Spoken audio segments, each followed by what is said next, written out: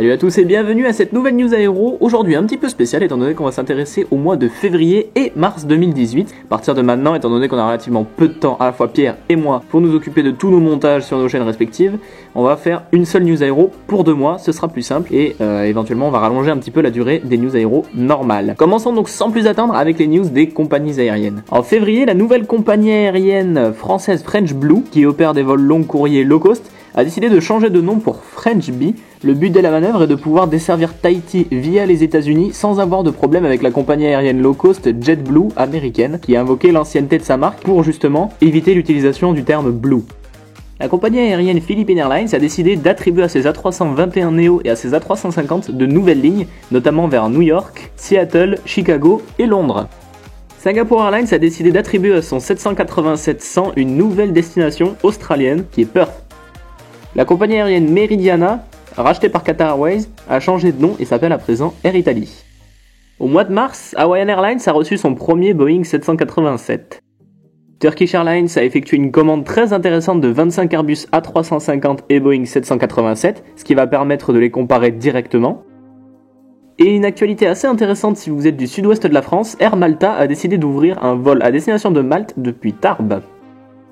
Passons à présent aux actualités des constructeurs aériens et commençons avec le 31 janvier, le premier vol de l'Airbus A321 Long Range LR à Hambourg. L'appareil est une évolution de l'A321 évidemment et dont le but sera de remplacer le 757 à terme.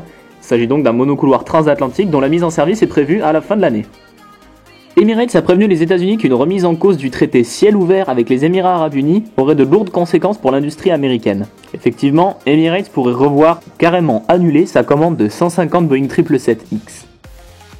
Autre actualité intéressant les spotters du sud-ouest de la France, les Airbus A380 de Singapore Airlines, les anciens A380 de Singapore Airlines, commencent actuellement à s'accumuler à l'aéroport de Tarbes. Ils sont non pas en attente de démantèlement, du moins pas a priori, mais en attente de rachat. Au mois de mars, Boeing a inscrit son 737 au livre Guinness des records en faisant l'avion de ligne le plus construit au monde.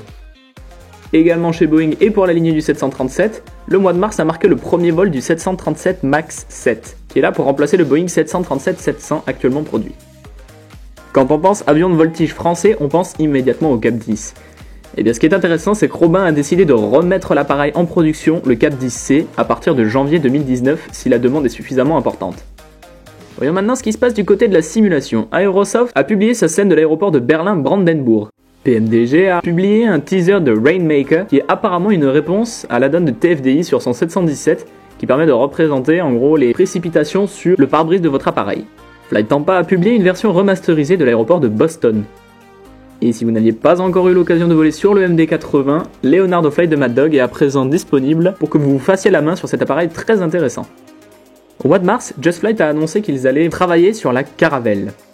SimBrief, le site internet permettant de préparer son vol et de télécharger son plan de vol dans différents add-ons et sur différents supports, a créé un logiciel qui est à présent disponible en téléchargement et qui va directement ajouter votre plan de vol aux différents add-ons que vous aurez sélectionnés précédemment. Carenado a annoncé être en finale avec son Saab 340 qui est un petit turboprop régional. Également en fin de production, Sun Skyjet a annoncé que Détroit approchait de la pré-bêta, ce qui est très intéressant étant donné que leur scène de Philadelphie avait déjà été très réaliste et totalement gratuite. Passons maintenant à la catégorie des faits divers, qui commence avec un événement dont beaucoup de monde a entendu parler dans les médias. Il s'agit du vol, a priori, d'un PA-28 et d'un DR-45, qui en réalité ont uniquement été interchangés entre deux aéroclubs. 2 accidents meurtriers ont eu lieu pendant la période de février-mars 2018. Le premier était un ATR-72 qui s'est écrasé en Iran, et le second est un Q-45 qui s'est écrasé en mars à Katmandou au Népal. Une autre histoire très médiatisée a été celle d'un Antonov AN-12 qui a perdu au moment de son décollage de l'aéroport de Yakoutsk en Sibérie une bonne partie de sa cargaison de métaux précieux. En d'autres termes, des lingots d'or sont retrouvés sur la piste de décollage. Et la dernière actualité d'aujourd'hui, c'est la très bonne santé d'ADP. Effectivement, le groupe a publié son résultat de 2017 et il s'avère qu'il présente une hausse de 31,2% par rapport à 2016. Le groupe a bénéficié de la croissance du trafic aérien et de son développement à l'international. Voilà, c'est la fin de cette vidéo, j'espère qu'elle vous aura plu. Si le format de 2 mois en une vidéo vous intéresse, n'hésitez pas à nous l'indiquer à Pierre et à moi dans les commentaires. Et moi je vous dis à la prochaine pour de nouvelles vidéos.